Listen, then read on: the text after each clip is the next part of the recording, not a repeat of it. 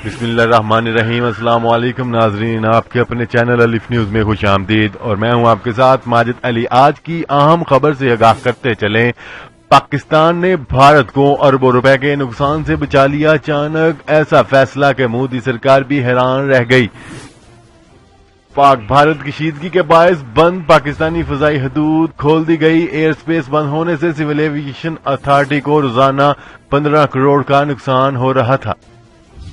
नाजरीन, पाकिस्तान ने तमाम परवाजों के लिए अपनी एयर स्पेस खोल दी है।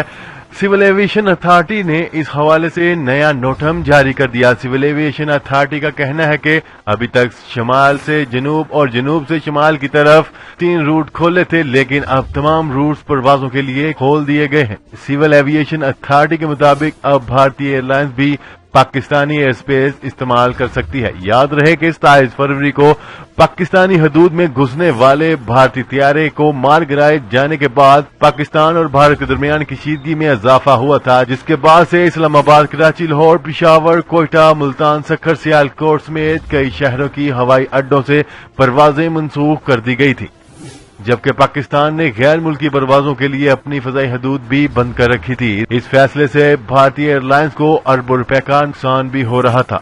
जी तो नाजरीन, अब तक के लिए इतना ही। मजीद खबरें लेकर बहुत जल्द आपकी खिदमत में हाजिर होंगे। तब तक के लिए अपना ख्याल रखिएगा। अल्लाह निगहबान।